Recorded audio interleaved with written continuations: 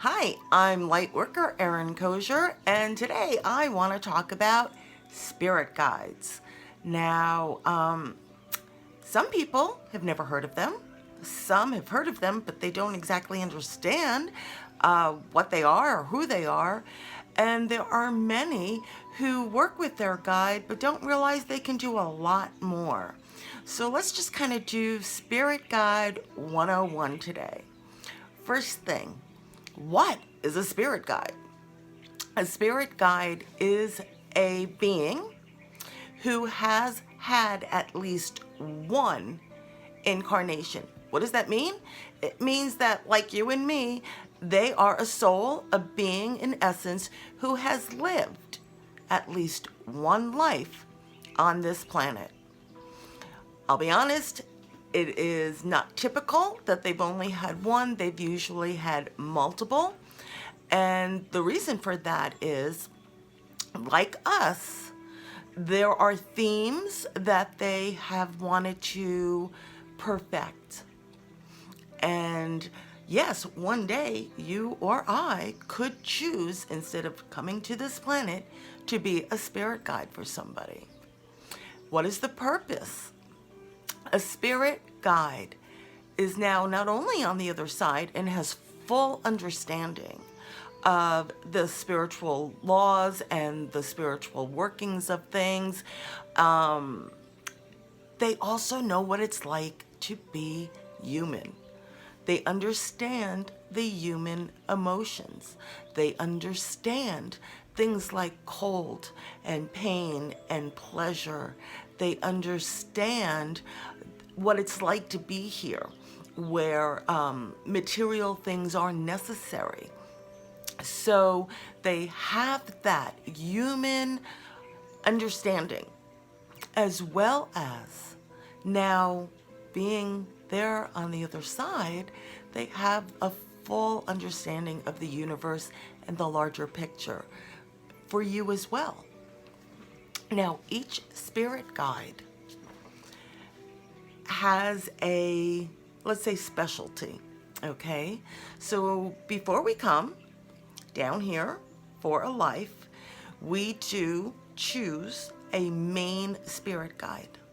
And this is a mutual choice. That guide agrees to be with us throughout our lifetime, and we agree that they're the one that's best for what we're looking to do. And they are with us the entire time. And they will be there to greet you when you finish with this lifetime. And we choose them based on a specialty or a specific strength of theirs. And they are with us all the time. We have other guides that come in and out as needed.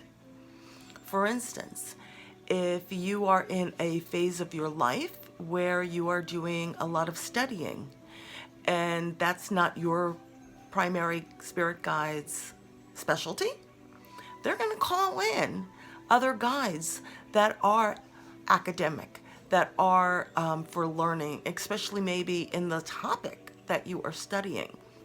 So we have guides that come and go. They may stay with us for a couple of years. They may stay with us for a couple of decades. They may be there for a few weeks. But you always have your main one. Now, the next question I get asked a lot is, well, what's my guide's name?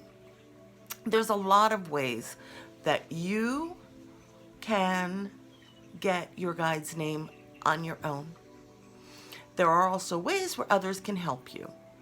I personally do a special workshop just for this, but you don't need a special workshop if you are willing to do it for yourself. 1, meditate and ask your spirit guide to come to you and let their name be known to you. And then whatever first name pops into your head, go with it. Here's something that's so important.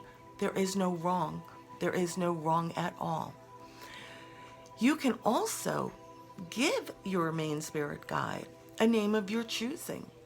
For instance, you may just go, you know what, dear spirit guide, I don't know what your name is, so I'm just going to call you Peggy Sue.